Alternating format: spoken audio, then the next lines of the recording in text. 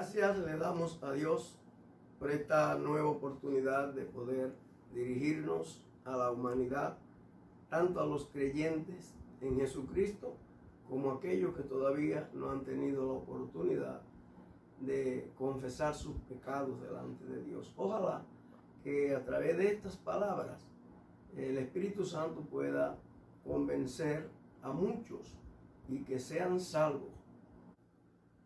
Vamos a tener la lectura de la palabra del Señor, pero el Espíritu dice claramente que en los postreros tiempos algunos apostatarán de la fe, escuchando a espíritus engañadores y a doctrinas de demonios. Desde los días de vuestros padres os habéis apartado de mis leyes y no las guardasteis. Volveos a mí y yo me volveré a vosotros, ha dicho Jehová de los ejércitos. Mas dijisteis, ¿en qué hemos de volvernos? ¿Robará el hombre a Dios? Pues vosotros me habéis robado. Y dijisteis, ¿en qué te hemos robado? En vuestros diezmos y ofrendas. Malditos sois con maldición, porque vosotros, nación toda, me habéis robado. Traed todos los diezmos al alfolí, y haya alimento en mi casa. Y probadme ahora en esto, dice Jehová de los ejércitos. Si no os abriré las ventanas de los cielos, y derramaré sobre vosotros bendición hasta que sobreabunde. Reprenderé también por vosotros al devorador, y no os destruirá el fruto de la tierra, ni vuestra vid en el campo será estéril, dice Jehová de los ejércitos. Otro tema que también es motivo de muchas discusiones, que la gente reclama el por qué, y hablan de la iglesia y de los pastores, y por esa razón que es en cuanto al diezmo. Y también donde Jacob también le dice a Jehová que si le va bien en ese viaje, y le va a dar los diezmos de todo lo que él le diera. Pero un poco más tarde, en Malaquías, en su capítulo 3, del verso 6 al 12, leemos lo que Dios allí habla directamente en cuanto al diezmo. Porque una cosa es que Abraham lo dio, otra cosa es que Jacob lo dio, pero otra cosa es cuando Dios lo pone como ley, en la ley de Moisés. Y cuando en este tiempo de Malaquías, usa Malaquías para él hablar respecto al diezmo. En esta noche vamos a hablar las razones del diezmo, de las ofrendas en este tiempo. Y podemos notar que toda empresa tiene que tener un medio de subsistir. Y la iglesia evangélica pues no recibe, por lo menos yo no conozco en los concilios que he estado, que el Estado le haya dado nunca ninguna ayuda al concilio. Y las iglesias se levantan con los esfuerzos, a veces esfuerzos personales, y en otros casos el concilio que las levanta. Y entonces se sostiene con las cooperaciones de los miembros de la propia iglesia. Bendito sea el nombre del Señor. El diezmo, Dios dice en Malaquías que el pueblo le ha robado. Y el pueblo le pregunta a Dios que en qué le han robado. Entonces Dios contesta, en los diezmos y las ofrendas me han robado. Y dice Dios allí, maldito soy con maldición, porque las naciones me han robado.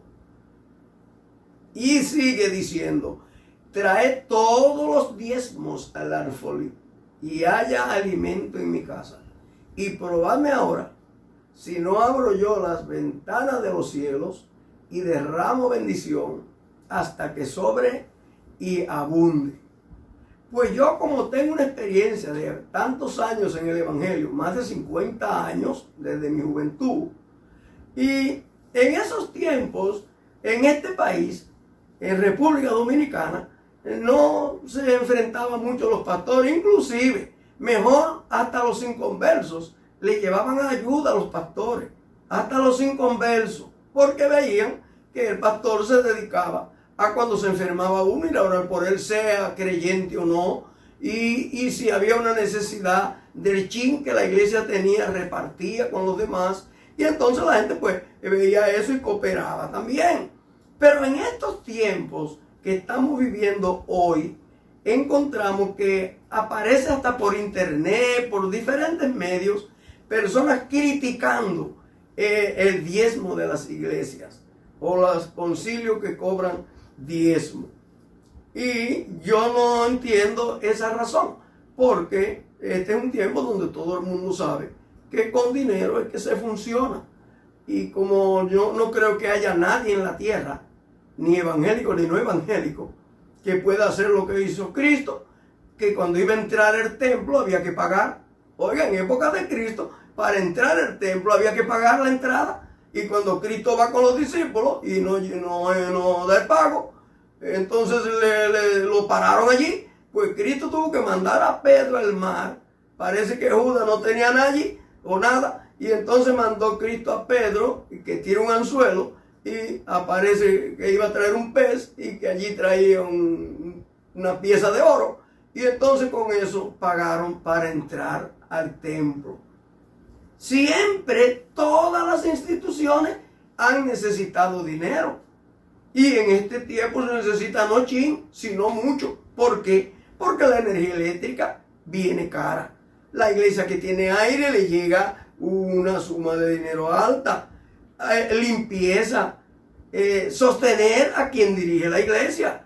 Pero aparte de eso, en estos mismos días sucedió un caso en una iglesia y la iglesia tuvo que dar, fue voluntario, pero dio una suma de dinero. Entonces, pues mire, el Estado no tuvo que gastar, ni el ayuntamiento tuvo que resolver aquello, porque la iglesia, como era una persona que era de allí, le da vergüenza a la iglesia dejar que tenga que venir salud pública o que tenga que venir el ayuntamiento a resolver una situación. Son muchas las situaciones que hay que resolver y por eso se necesita el dinero para poder funcionar.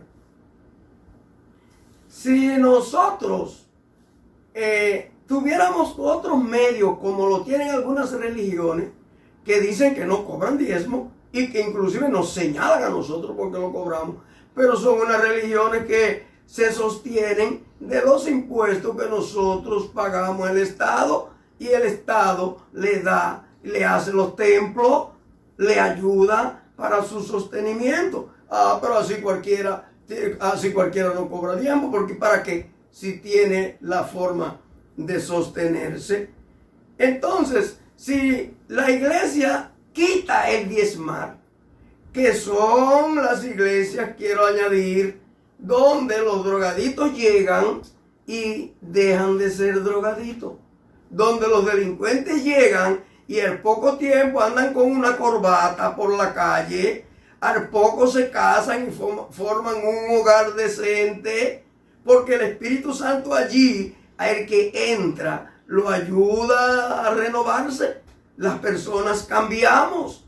Por lo menos yo no estuviera vivo en estos 70 y pico de años que tengo, porque yo no era tan cómodo. Yo sé que no era tan cómodo antes de ser cristiano. Sin embargo, cuando llegué al Evangelio, me sometí a esas reglas porque yo vi que solamente le convienen a uno. Porque lo que el Evangelio prohíbe es solo lo que hace daño.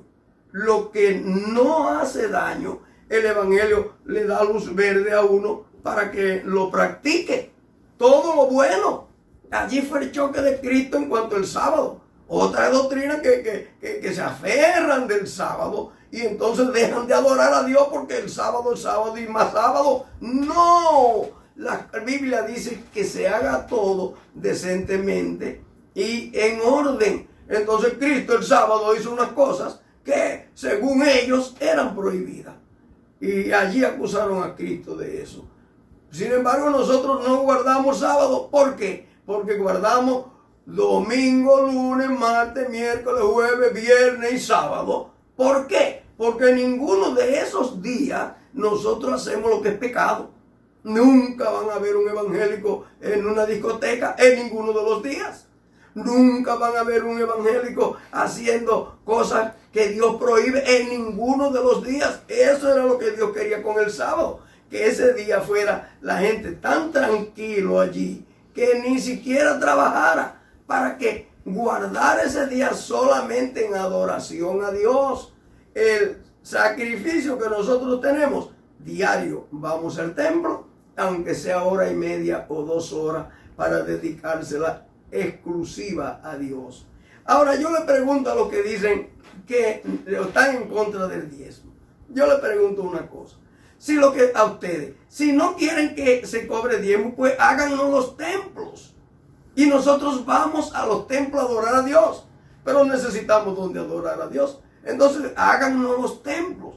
Pero si ustedes no cooperan para que los templos se hagan, y entonces ¿qué es lo que quieren? Que desaparezca la obra de Dios. Pues mire, esos son los mismos apóstatas que leímos allí en 1 Timoteo capítulo 4, que se oponen a la palabra de Dios, pero no analizan la situación. Ahora, yo no estoy de acuerdo que una persona, porque es pastor, se agarre de allí para usar encantamientos, oye, estratagemas, altiveces, para seducir a las personas y que le den todo lo que tienen. No, así no. Yo oigo que critican pastores, bueno, porque ahora son ricos. Pero de esos pastores que critican, ellos hacen la historia cuando comenzaron aquellas iglesias, las necesidades que pasaron.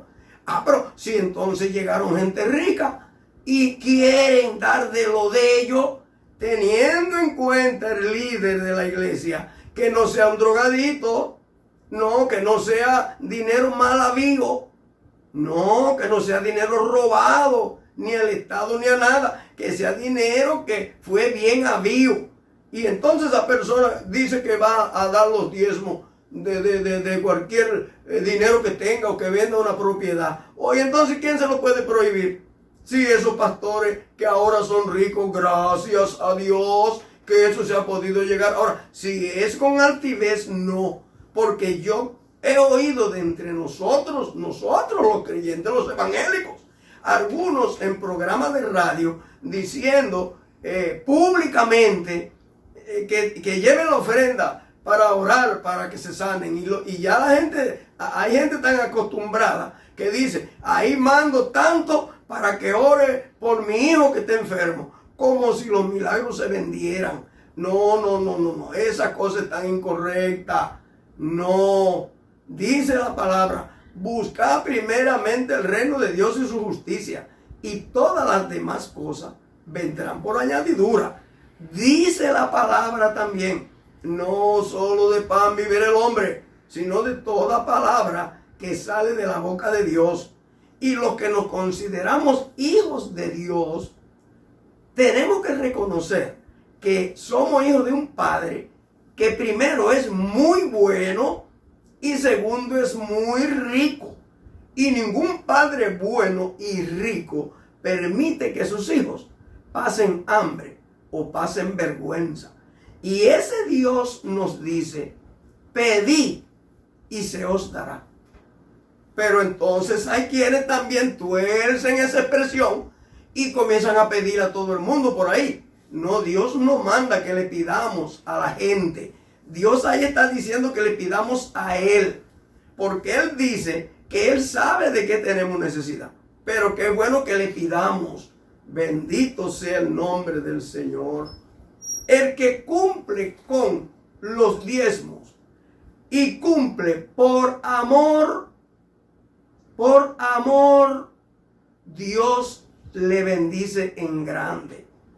Y las iglesias que hoy tenemos, donde podemos alabar a Dios diario, fueron iglesias hechas con el sacrificio de hombres y mujeres santos.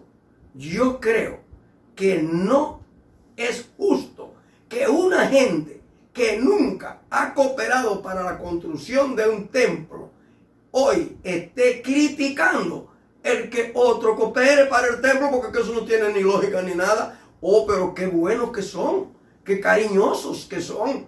Pues mire, manifiéstele ese cariño a Dios entonces, y no que quiera defender tanto al que voluntariamente da. Los pobres de la iglesia, los más pobres, lo que hacen es que reciben. No es que dan, porque ¿qué van a dar si no tienen? Los más pobres lo que hacen es que reciben de lo que más tienen y llevan al templo. Porque no es verdad que existe un pastor que, teniendo un miembro enfermo o con una necesidad, yo le digo hoy, no es verdad que ese pastor ve la necesidad y que, teniendo dinero, no abre la puerta para llevarle. Eso no existe. Y si hay un pastor que es así, entonces ese no es un pastor. Ese no es entonces un hombre de Dios. Eso no es un hombre entonces que tiene el amor de Dios. Ahora, que hayan pastores ricos, eso es una bendición de Dios. Ay, ¿cuánta gente más no hay en el mundo rico por ahí? Unos bien habidos, por herencia, por su trabajo, por sus negocios, y otros mal habidos. Entonces, la iglesia no es la única que tiene que ser un infeliz. Pues yo les pido a esas personas que, para que no se encuentren problemas con Dios, lo que tienen que hacer es, y lo hago ahora como forma de un chistecito, llévenle también ustedes los diezmos a las iglesias, o vayan a las iglesias y vean los que son bien pobres y repártanselo y dénselo, o llévenle a las viudas y a los huérfanos, porque en este mundo hay unos sistemas que son parecidos a los sistemas malos de los evangélicos, que hacen lo malo, y es que piden para dar, pero al poco usted lo ve que son millonarios. O sea, si consiguen 100, dan 50 o 20. Ahora, los que piden para dar, y es verdad que dan lo que reciben a los pobres, eso también son ángeles de Dios, que Dios los ama.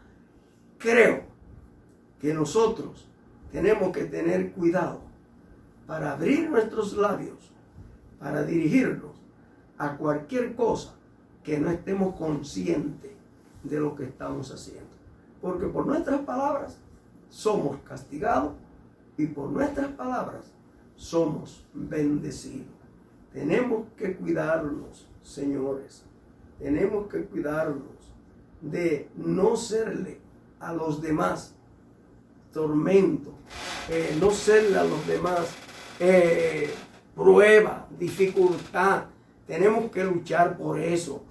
Mire, yo estoy haciendo una promocioncita y ojalá que los que van a surgir ahora como líderes en República Dominicana puedan ver, oír estas expresiones mías. Hay un mal en nuestro país, y es en cuanto a las altas sonidos, que usted ve un anciano como nosotros los tenemos y los vamos a visitar, y estando uno ahí pasa una persona con un vehículo que le estremece en la casita del anciano. Casi matan al anciano con una bocina en ese vehículo que vibran en las casas.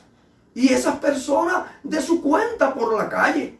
Pero fíjense lo que yo me atrevo a decir, que hay que comenzar también por esas iglesias que ponen una bocina en la calle con el frente para el otro lado, como hacen los colmadones, que ponen su bocina pero la ponen con el frente para la otra casa, porque entonces ellos no van a oír a nadie cuando va a comprar lo que le pidan. Entonces la ponen con el frente para la casa del frente, para maltratar al vecino. Ojalá que nosotros comencemos a pensar que tenemos una diferencia muy grande entre seres humanos y animales. Ojalá que nosotros comencemos a ver las cosas como son, como dice la Escritura. Yo ruego a que Dios ayude a estas y a otras autoridades que vengan a este país y le ilumine para que sin tener que sacrificar a nadie. Porque después que la gente llega a ser perverso, entonces lo que hay que hacer después es que matarlo, llevarlo a la cárcel. Otro error peor que el primero. Pero si se hace como los hombres honestos crían sus niños, que desde chiquitos no tienen que darle golpe, no tienen que maltratarlo. Lo que hacen es que los educan desde chiquitos, le enseñan lo que es malo y lo que es bueno. Cuando el niño crece, crece con esa enseñanza. Y la Biblia dice, instruye al niño en la palabra, instruye a los chiquitos y después de viejo no se apartará de ellos. Pues con esta liberalidad, con este libertinaje, entonces se corrompen los cerebros de los seres humanos. Ahí tenemos las cárceles llenas, las calles llenas de gente, que en este tiempo que el coronavirus, la mejor forma es quedarse en la casa. Usted lo ve que salen y andan como quieran, no le importa ni ellos afectarse, pero ni afectar los ancianitos que tienen en la casa. Qué falta de misericordia tan grande es la que tenemos los seres humanos. Y eso es, número uno, por el irrespeto a Dios y a su palabra. Ojalá Dios permita que podamos avanzar en cuanto a organización, a dignidad, a misericordia, a justicia. La Biblia tiene un verso que eso solamente ese verso resuelve. Amarás a tu prójimo como a ti mismo. Y la regla de oro, las cosas que a ti no te gusta que te hagan, no se las haga a nadie. Esas son las enseñanzas céntricas del Evangelio. Por eso somos los que menos problemas le damos a las autoridades, ni a nadie. Copie, como dice Jesús, copiad de mí, que soy manso y humilde de corazón, y hallarán descanso para vuestras almas. Dios les bendiga.